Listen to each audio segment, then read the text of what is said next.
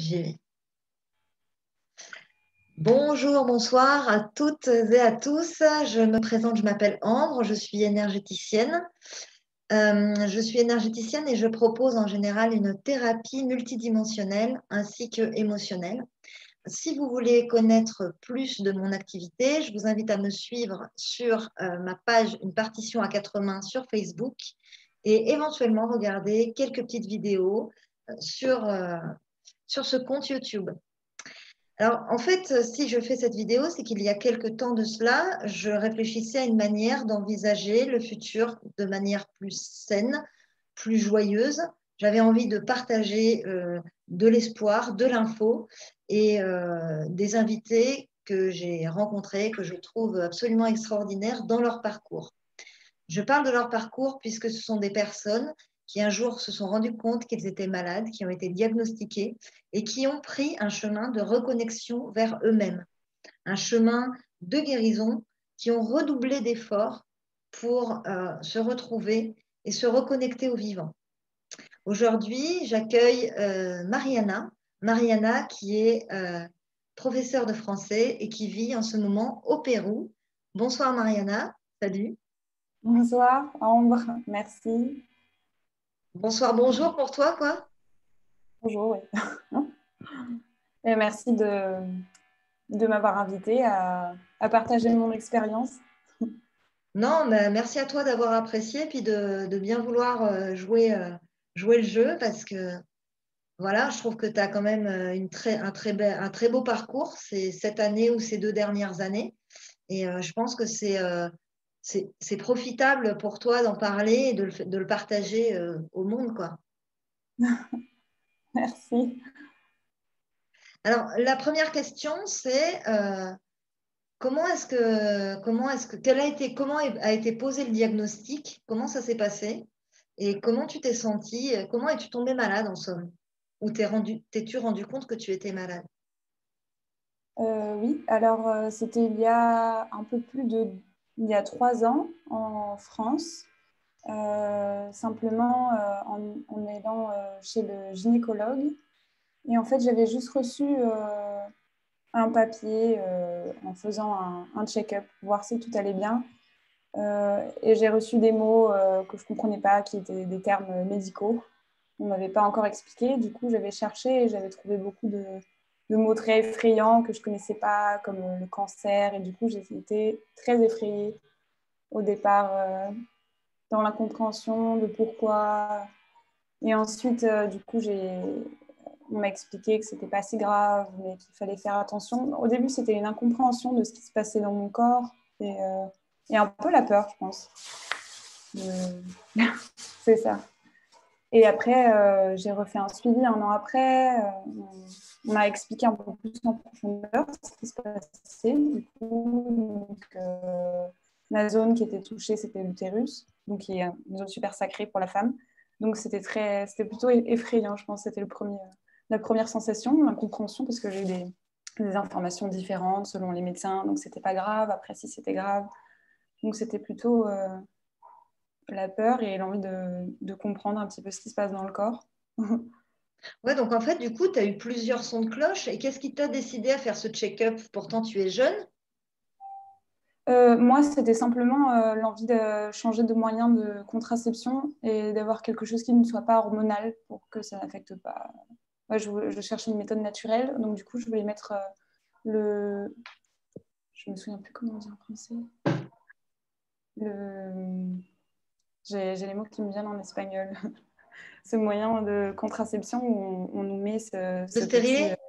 Oui, exactement, le stérilet de cuivre qui n'est pas hormonal.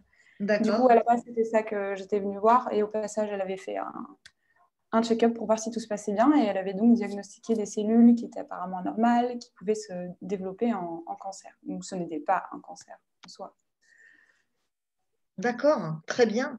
Et donc, du coup, en fait, l'autre chose, c'est quand on se rend compte qu'on est malade, parce que bon, là, tu parles de peut-être cancer, peut-être, peut-être pas. Alors, c'est une vidéo à la maison avec le chat. Alors, tu parles de peut-être cancer, peut-être pas. Quand on a des choses qui nous viennent, qui sont aussi fortes quand même, un diagnostic, c'est un diagnostic qui est quand même un peu fort, quoi. C'est un peu costaud. En plus, tu dis qu'il y a plusieurs sons de cloche. Comment ça se passe pour toi à ce moment-là? Enfin, dans ta tête, qu'est-ce qui se passe? Ben, j'ai commencé à imaginer, comme je n'avais pas d'informations. Et puis, le premier réflexe, c'est de chercher sur Internet. Et c'est pas super parce qu'on trouve tout de suite les pires solutions. Donc, oui, c'est ça. Je cherchais, j'avais demandé à un autre médecin. Et ensuite, j'avais demandé des explications à mon médecin qui m'avait dit, oh, c'est pas très grave. Et qui m'avait dit, il suffit d'attendre 1 an pour juste voir et contrôler et espérer que ça ne se développe pas. Et du coup, on ne m'avait pas dit qu'il y avait des moyens, en fait, que ce n'était pas seulement juste d'attendre, qu'à travers l'alimentation, tout simplement, et plein d'autres manières, il y avait vraiment, en fait, si, il y avait un moyen de prévenir. Et du coup, ça ne m'a pas du tout été expliqué. Euh, et, euh, et oui, non, aussi, et la peur aussi, parce que du coup, après, quand on m'a dit plus tard que je devais me faire opérer, j'ai commencé à regarder, je ne comprenais pas les termes, donc je cherchais, je me disais, oh, ça se trouve, je ne pourrais pas avoir d'enfant, qu'est-ce qui va se passer? Donc du coup, c'est vrai que c'est très impactant. Mais, j'imagine bien. Alors, tu n'as pas donné le terme, tu n'as pas défini ce dont quoi tu souffrais, ce qui t'a été diagnostiqué. Est-ce que tu peux Hein. nous expliquer? Oui, c'est le papillomavirus. Oui, d'accord. Donc, c'est le papillomavirus pour toi. Et donc, alors, tu étais en train de dire que quelque part, on ne t'a pas expliqué que tu pouvais au moins prendre soin de toi et relativiser les symptômes, amoindrir les symptômes.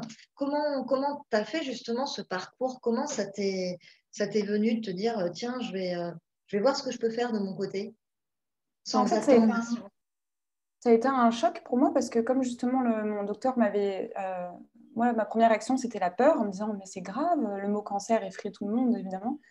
Et donc, la première action de mon médecin, c'était de dédramatiser, en fait, et de me rassurer. Donc, en fait, c'est bien. Sauf qu'au final, 1 an après, on m'a dit, en fait, c'est grave, il faut opérer, il faut retirer une partie de vous. Pour moi, c'était retirer une partie de moi, de l'endroit le plus sacré que j'ai. C'était super choquant, je voulais absolument pas, j'ai vu plein de témoignages. Donc, du coup, pour moi, c'était plutôt le choc, plus que la peur à cette époque-là. Oui. Et, euh, et du coup, il n'y avait pas d'autres moyens. J'ai contacté des médecins. Je voyais si je devais retourner en France. J'étais très triste aussi de ne pas pouvoir contrôler et de ne pas avoir pu trouver d'autres solutions. Et ensuite, ça a été le jour même de l'opération où j'étais préparée psychologiquement à faire l'opération qui allait être vraiment compliquée, le post-opération aussi. Et j'ai eu une amie de ma mère, qui est brésilienne, qui m'avait appelée, qui était juste de passage chez elle, et ma mère lui avait expliqué ce qui se passait. Et elle travaille avec la gynécologie naturelle. Et elle m'avait appelée vraiment, je ne sais pas si on veut parler de destin ou si on croit au signe ou pas, mais elle m'a appelée juste avant l'opération. Elle m'a dit, ne fais pas l'opération, il y a d'autres moyens, je t'assure que c'est possible de guérir d'autres façons. Ah oui, Euh, intéressant, oui. c'est trop violent pour ton corps de faire ça. Et j'avais dit, bah oui, mais là, j'y vais. En fait, je suis en chemin, j'étais vraiment préparée. Et au final, je ne vais pas expliquer, mais il y a eu plusieurs complications. Il y a eu une embrouille, c'était pas clair avec le médecin. Et au final, j'ai décidé avec mon copain, il a dit, on s'en va, on va reprogrammer, chercher un autre médecin. Et du coup, ça m'a laissé du temps de réfléchir, du coup. Et j'ai rappelé cette personne et j'ai dit, écoutez, ça m'intéresse. Mais par quel moyen est-ce que je peux guérir du coup sans m'opérer? Et c'est là où elle m'a ouvert des portes, où déjà je me suis dit, ah, c'est possible de guérir d'une autre façon, naturelle. Ouais, il y a eu des belles synchronicités qui ont fait que tu n'as pas fini sur la table d'opération parce que c'était Oui, j'étais. c'était de l'ablation de l'utérus entier. Non, Nous avons coupé une partie en fait et enlevé une quand partie. même, Donc, ouais. c'était pas le retirer, heureusement, parce que je suis jeune, mais Ouais, je c'était lourd, quoi. voulais pas. D'accord, ben c'est bon, ben on arrive donc sur les synchronicités qui t'ouvrent à une possibilité de voir, en tout cas, d'améliorer ton sort et naturellement, sans forcément quelque chose de violent, sans quelque chose de trop intrusif. Alors, mais, je t'écoute, dis-moi. Comment ça s'est passé alors?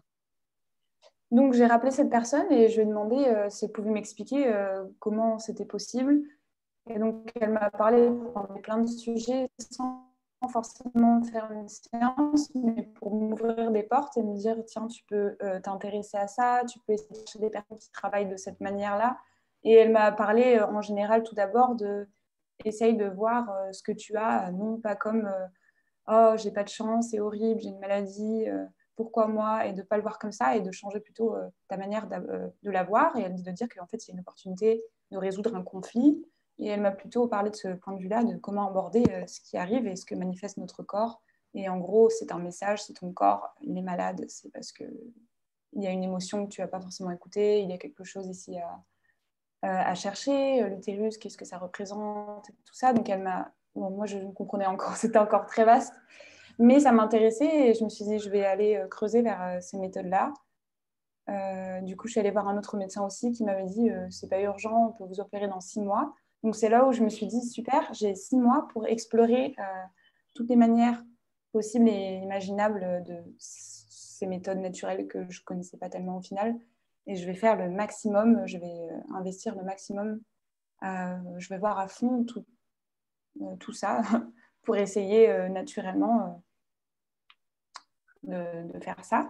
Et c'est là où ensuite j'ai découvert un peu les pratiques de gynécologie naturelle, donc à travers les plantes, changer mon alimentation. Et c'était aussi vachement du travail émotionnel. Et ensuite, c'est là où je t'avais appelé. Une amie m'avait donné ton contact. Il m'avait dit, ah, Ambre, c'est super, tu aimerais beaucoup. Elle fait plein de choses par rapport à des blocages, à des maladies, etc. Elle lit aussi par rapport aux vies antérieures. Moi, j'ai toujours été ouverte à tout ça et j'ai dit, ah, c'est intéressant. Et j'avais gardé ton contact pendant longtemps. Et puis, je me souviens que quand je t'avais appelé, c'était au tout début, même avant de savoir, en fait, avant de savoir qu'on allait m'opérer. Je t'avais appelé juste pour un, un nettoyage énergétique. C'est Oui, un soin magnétique, c'était un. un soin. Oui. Et Mhm. en fait, je ne t'avais pas du tout abordé ce problème au début et tu l'avais vu directement. Donc, tu m'avais dit, oh, dans l'utérus, il y a quelque chose. Et je me suis dit, ah. Et à cette époque-là, on ne m'avait pas encore dit en fait que c'était grave, qu'on allait m'opérer. Donc, en fait, tu m'avais dit, il y a quelque chose à travailler sur la féminité et par rapport à la lignée des femmes. Et je n'avais pas compris à cette époque-là tout ce que tu me disais.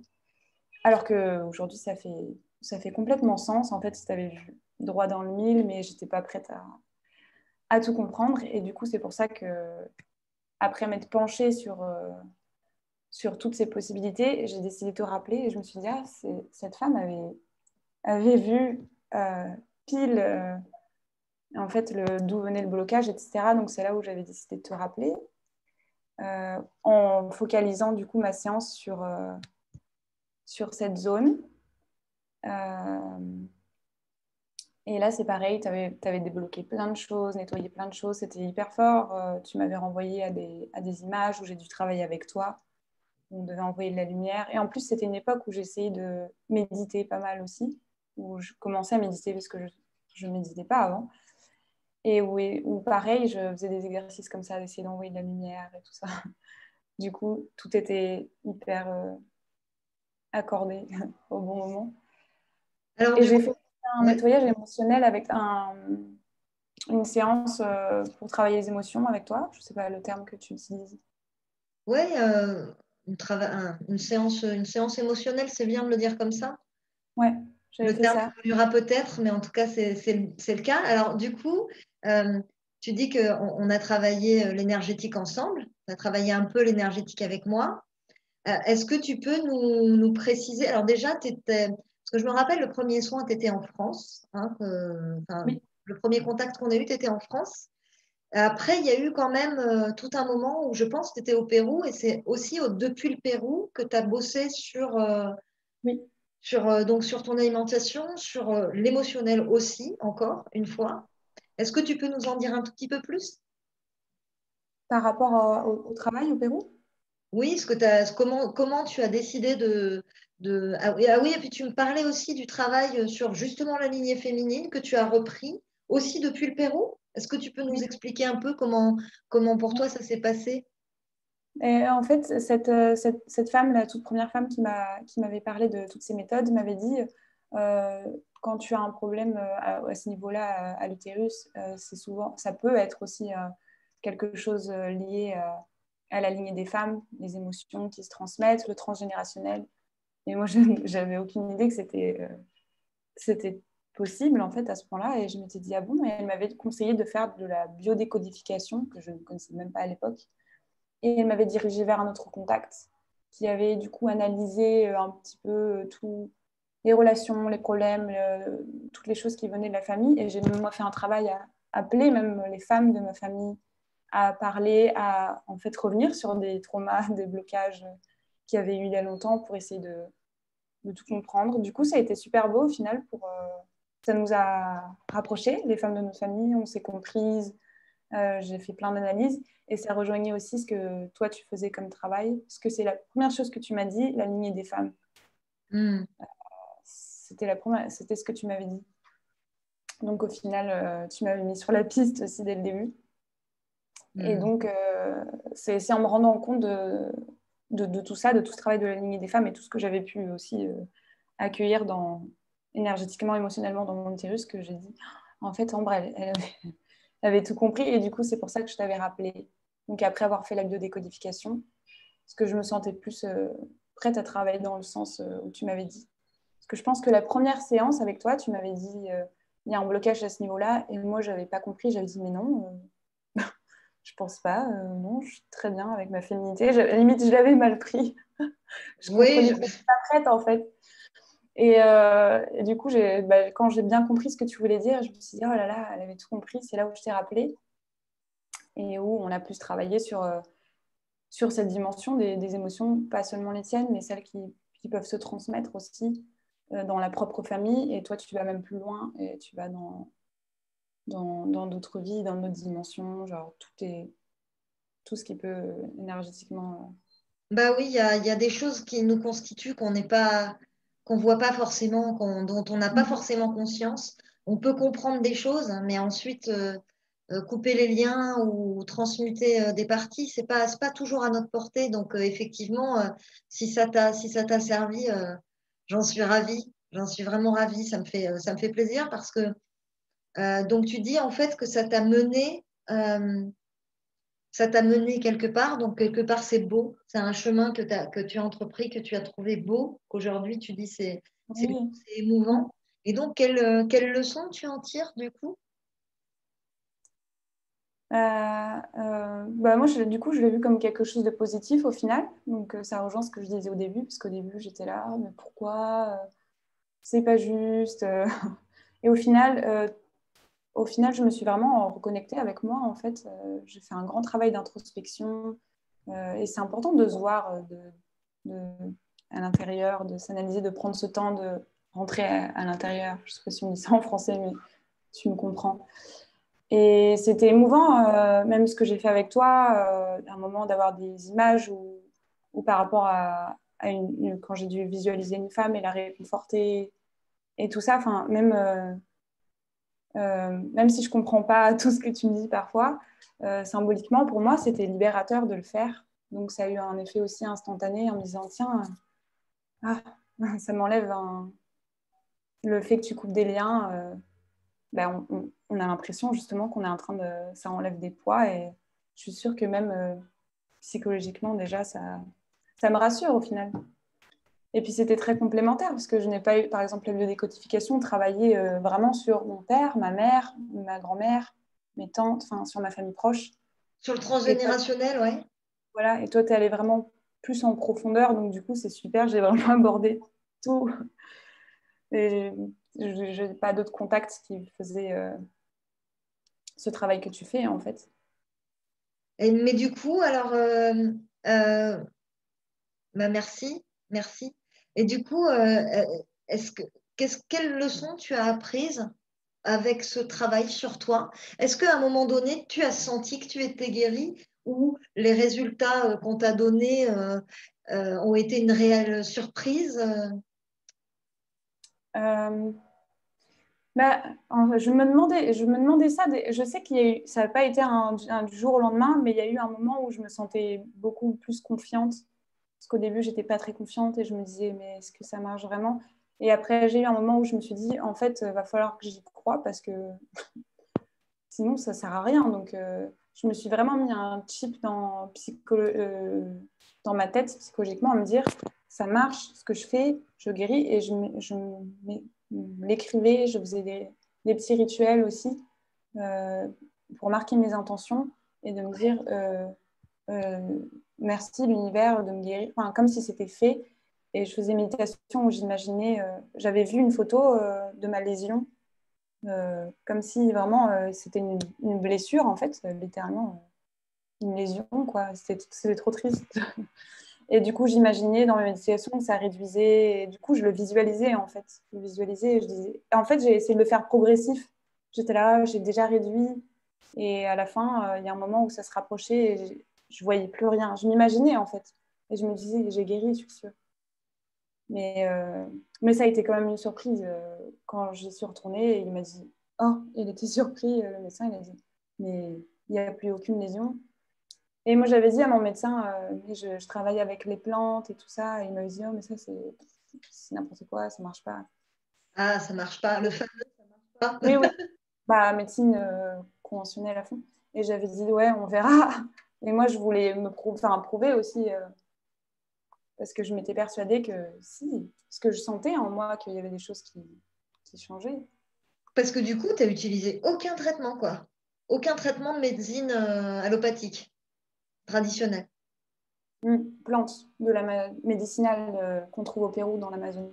Ouais, des plantes phyto, enfin, de la phyto de l'Amazonie. En même temps, l'Amazonie, c'est poderoso, hein. Donc, Ouais, j'ai fait à fond les plantes.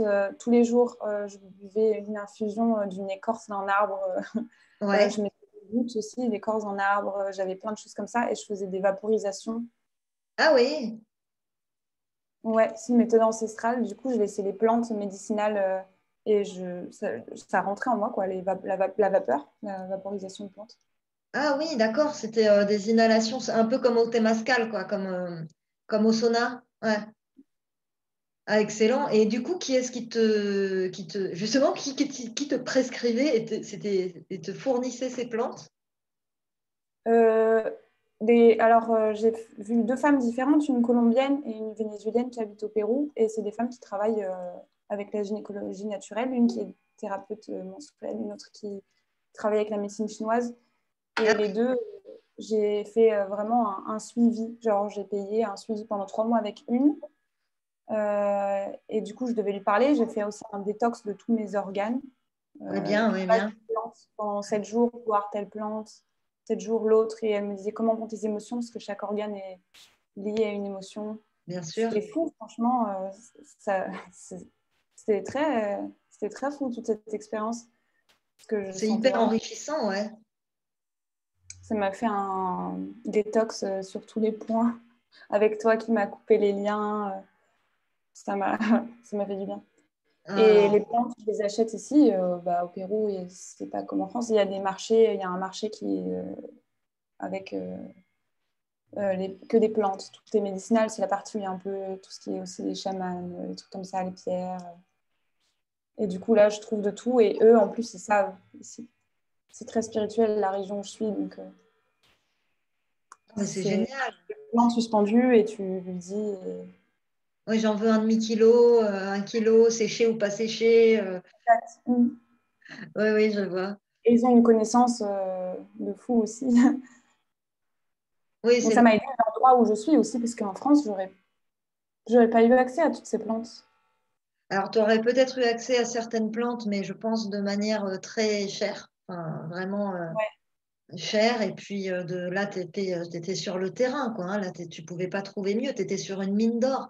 Et c'est là où on se dit que ce qui se passe en Amazonie, c'est tellement triste.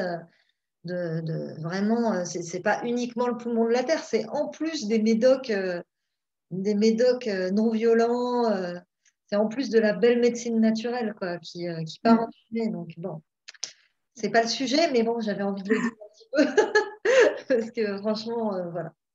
Bah, écoute, j'ai une dernière question. Donc, je te remercie pour ton témoignage. Et puis, avant de nous laisser, je vais te demander, est-ce que tu as un dernier mot? Est-ce que tu souhaites transmettre quelque chose? Est-ce que tu Euh, as envie de partager quelque chose avec des gens qui nous écoutent, qui seraient peut-être malades, qui se sentent, qui ont dit que c'est grave? Est-ce que tu as un petit mot de réconfort ou quelque chose à transmettre? on est capable de s'auto-guérir, parce que c'est nous qui avons créé qui avons développé quelque chose en nous. Donc on est capable, si elle est née, c'est qu'elle est capable aussi de. On est largement capable. On est beaucoup plus fort que ce que l'on pense, je pense. Notre mental, notre corps. Je pense que c'est beaucoup trop lié, la tête, le corps et l'émotionnel. Et on est vraiment capable tous. Hein, c'est pas. Et puis c'est plus psychologique aussi, décider de le faire à 100% et être ouvert, de dire je crois à ce que je fais et le faire vraiment, quoi. Hmm. Oui, pouvoir aussi décider de s'attribuer un temps pour être à fond dans son chemin de guérison pour arriver à se rééquilibrer. C'est, Oui, il faut être prêt aussi. Il faut avoir envie faut être ouvert à ça, en fait. Mais si on l'est, tout le monde a la force. Et la, tout le monde, je pense. Oui, puisque j'ai entendu de ce que tu as dit aussi que je trouvais très intéressant et qu'on n'entend pas, parce que toi, tu es au Pérou, donc la terre sur laquelle tu es, elle véhicule aussi d'autres types de croyances. Mais ce qui est génial, c'est travailler la foi, comme tu le disais, tu vois, travailler la foi, le fait que tout ira bien au final. Mm. Ouais. Merci à toi, en tout cas, d'avoir contribué à tout ça, en fait. Parce que tout était complémentaire. Je ne sais pas comment ça aurait été si j'avais pas utilisé l'une des pratiques, mais chaque chose m'a mis en lien avec l'autre. Et du coup, sans toi, j'aurais peut-être pas eu le chip de faire l'autre chose, et l'autre chose ne m'aurait peut-être pas envoyé à ça. Donc, au final, tout a été comme largement complémentaire dans ma guérison. Ouais, des belles synchros, quoi. Ouais. Non, merci à toi pour ton témoignage et puis ben, je te fais mille merci, plein de gros hugs et puis à plus tard. N'oubliez pas ma page Facebook, une partition à quatre mains. Voilà, je vous y attends très nombreux. Au revoir. Salut Mariana.